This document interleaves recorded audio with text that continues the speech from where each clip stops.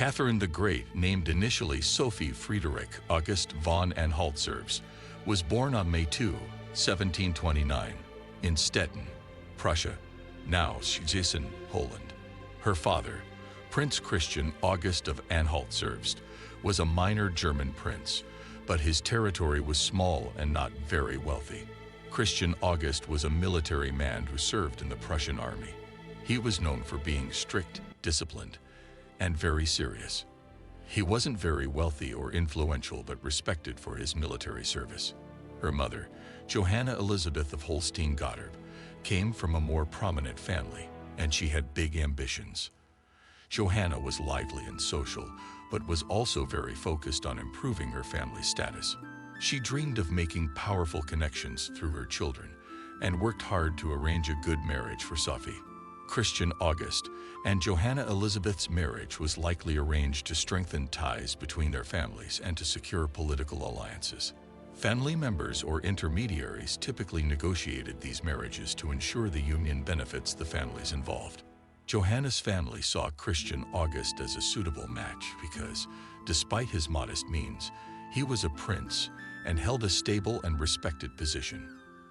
They were married on November 8, 1727. Their marriage united the disciplined and dutiful Christian August with the more socially ambitious Johanna Elizabeth. While their marriage was not necessarily one of romantic love, it fulfilled the social and political expectations of the time, and it set the stage for their daughter, Sophie, later Catherine the Great, to rise to prominence. Their relationship was often strained, notably as Johanna's ambitions sometimes clashed with Christian August's more conservative and practical approach to life. However, their union successfully produced children who would play important roles in European history, particularly their daughter Sophie, who would become one of Russia's most renowned rulers. Growing up, Sophie had a somewhat strained relationship with her ambitious mother, who focused on social climbing. Despite this, her mother played a crucial role in shaping her future. Johanna was determined to see Sophie marry into a prestigious family, and she wouldn't let anything get in the way of that goal. Sophie was a bright and curious child. She received a comprehensive education, which was rare for girls then. She was taught French, the language of the European aristocracy, history, geography, and music. Sophie was a quick learner and had a particular talent for languages. She was also an avid reader, which helped her develop a keen intellect and a love for knowledge that would serve her well later. When Sophie was 14, her life took a dramatic turn. Empress Elizabeth invited her to Russia to find a suitable bride for her nephew and heir, the future Peter II. This was a huge opportunity for Sophie and her family. Despite the fact that she had never met Peter, Sophie embraced the chance to elevate her family status. In 1744, Sophie and her mother traveled to Russia. Upon arrival, Sophie was thrust into a world of grandeur and intrigue. Empress Elizabeth was impressed by Sophie's intelligence and charm. But becoming a Russian Grand Duchess was no easy task. Sophie had to convert to the Russian Orthodox Church, which meant giving up her Lutheran faith. She also had to learn the Russian language and customs, which she did with remarkable dedication. The marriage of Catherine and Peter II of Russia was a politically arranged union that brought together two young people from German princely families with the future of the Russian Empire in mind. Here's how it all came about. In the mid-18th century, Empress Elizabeth of Russia, who had no children of her own, was looking for a suitable bride for her nephew and heir, the future Peter II. Peter was born in Germany as Karl Peter Ulrich, and he was the grandson of Peter the Great through his mother, Anna Petrovna. Elizabeth had brought him to Russia and declared him her heir, but she knew he needed a robust and capable wife who could help him rule. Elizabeth's attention turned to the German Principality of Anhalt-Zerbst, where Sophie was born. Though her family was of minor nobility, they had good connections, and Sophie's mother, Johanna Elizabeth, was eager to secure a powerful marriage for her daughter. Johanna had close ties with the court of Frederick II of Prussia, and through these connections, Sophie was introduced as a potential bride for Peter. Before the marriage could occur, Sophie had to convert to the Russian Orthodox Church, a requirement for anyone marrying into the Russian royal family. This was a significant step, as it meant leaving behind her Lutheran faith and taking on a new identity. Sophie embraced this change with determination. On June 28, 1744, she was formally received into the Orthodox Church and was given a new name, Catherine, Yekaterina, in honor of Catherine I of Russia. Catherine and Peter were married on August 21, 1745, at the Cathedral of Kazan in St. Petersburg. Catherine was 16, and Peter was 17. The wedding was a grand affair of pomp and ceremony, as befitted a union within the Russian imperial family. However, the marriage was troubled from the start. Peter was immature and more interested in his military toys and playing soldier than in his new wife. He was often distant and showed little affection or interest in Catherine. They had very little in common and spent much of their time apart. Peter was known to be cruel and indifferent to Catherine, making their marriage a lonely and difficult one for her. Despite these challenges, Catherine was determined to improve her situation. She focused on her education, building alliances at court, and understanding the intricacies of Russian politics. One of the turning points in Catherine's life came in 1754 when she gave birth to her son Paul. There was much speculation about Paul's paternity, as Catherine had a series of affairs during her marriage. However, the birth of an heir strengthened her position at court, even if her marriage to Peter remained troubled. Fast forward to December 25, 1761, when Empress Elizabeth, who had ruled Russia for 21 years, passed away. Peter, now Peter II, ascended to the throne. His reign, however, was short-lived and disastrous. Peter's policies and personality made him deeply unpopular with the Russian nobility, the military, and the general populace. Peter II admired Frederick the Great of Prussia and immediately made peace with Prussia, ending Russia's involvement in the 7 Years' War. While this move was strategically sound, it was not well received by many Russians, who saw it as a betrayal of their sacrifices during the war. Additionally, Peter introduced several controversial reforms. He attempted to modernize the Russian army by modeling it after the Prussian military, which alienated the Russian officers. He also imposed restrictions on the Orthodox Church, further eroding his support. Peter's deviant behavior did not help his cause. His rudeness often alienated those around him. Meanwhile, Catherine was quietly gathering support. She had been nurturing relationships with key figures in the Russian military and nobility, positioning herself as a capable and preferable alternative to Peter. By June 1762, Peter's unpopularity had reached its peak. Catherine, with the backing of the powerful Orlov brothers, especially Grigory Orlov, one of her lovers, staged a coup. On July 9, 1762, Catherine was declared Empress of Russia by the Guards regiments who supported her. Taken entirely by surprise, Peter was forced to abdicate the throne in favor of Catherine. Peter II was arrested and taken to Rapsha, a few miles from St. Petersburg. Just a week later, on July 17, he was killed under mysterious circumstances.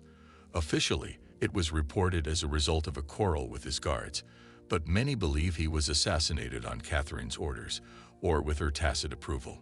Catherine's coup was remarkably bloodless and efficient. She had successfully positioned herself as the new ruler of Russia, which marked the end of Peter I's tumultuous and brief reign. With Peter gone, Catherine could now implement her vision for Russia. Catherine wanted to make Russia more robust and more modern. To do this, she needed the support of the army and the nobles, so she rewarded them for their help in making her empress.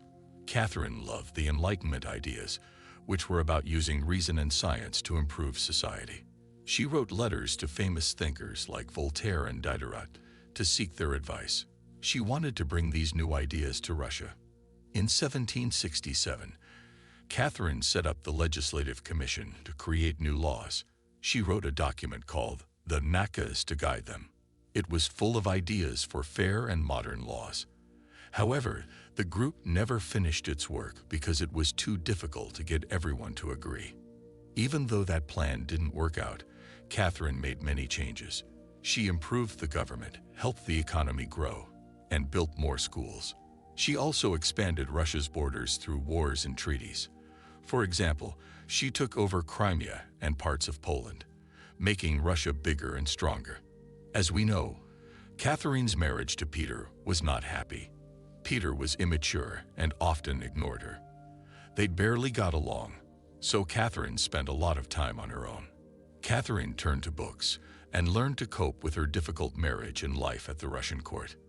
She was an avid reader, especially of French Enlightenment philosophers like Voltaire and Diderot. Their ideas about reason, government, and society profoundly influenced her thinking and later shaped her reign as empress. She also had several close relationships with other men, which were vital to her both personally and politically. Some of the men she was involved with helped her gain power and influence in court. One of the most critical people in Catherine's life was Grigory Orlov, a Russian military officer. He and his brothers helped Catherine overthrow Peter in 1762, which allowed her to become Empress of Russia. Orlov and Catherine were very close for many years, but eventually drifted apart. After Orlov, Catherine had other favorites, as they were called. These were men she was romantically involved with, and she often gave them essential positions in her government. One of her later favorites was Grigory Potemkin, a powerful and intelligent man who played a significant role in her reign. It's believed that Catherine and Potemkin may have even married in secret. Catherine had a son, Paul, but their relationship was complicated. Catherine didn't think Paul was fit to rule, and she often kept him away from politics. Instead, she was more interested in her grandsons, and even considered making one of them the next ruler instead of Paul. Catherine also loved learning and the arts. She read a lot and wrote many letters to famous thinkers of her time. She enjoyed writing plays and essays and collected art, which later became the famous Hermitage Museum. Despite her powerful position, Catherine faced personal struggles. She was often lonely and worried about her legacy, but she remained strong and determined throughout her life. Catherine had several siblings, but only a few played a significant role in her life. First, there was her older brother, Wilhelm Christian. He was the oldest child in the family and the heir to their father's tiny German principality. Unfortunately, Wilhelm Christian died at a young age, which was a significant loss for the family. Catherine also had a younger brother named Friedrich August. He eventually became the ruler of their small German territory, Anhalt-Zerbst, after their father. Friedrich August didn't achieve as much fame as Catherine, but he continued the family's tradition of military service and ruling their principality. Catherine had several other siblings, but many of them didn't survive to adulthood, which was sadly common at the time. This meant that Catherine and Friedrich August were the main focus of their parents' hopes and ambitions. Even though Catherine's siblings didn't become as famous as she was, they were part of the same family that had shaped her early life. Her relationships with them, especially with her surviving brother Friedrich August. In 1764, Catherine founded the Smolny Institute. It was the first state-funded educational institution for girls in Russia and was intended primarily for the daughters of the nobility. The institute was part of Catherine's broader efforts to modernize Russian society and promote education, reflecting her Enlightenment ideals. One of her biggest problems was dealing with the serfs, who were like peasants tied to the land. They lived harsh lives. Catherine tried to help them, but she didn't make many changes. In 1773, a man named Yemelyan Pugachev led a significant rebellion of serfs. It took a lot of effort to stop it, and it showed how unhappy many people were. Catherine also made Russia stronger in the world. She fought successful wars against the Ottoman Empire and took more land. She made Russia a powerful country in Europe. Catherine also had some personal problems. Her relationship with her son Paul was complicated, and she didn't think he would be a good ruler. She considered making her grandson Alexander the next ruler, but she died in 1796 before she could do that. Paul became the new emperor. Catherine the Great did many essential things for Russia. She made the country bigger, supported the arts and education, and tried to bring new ideas to her rule.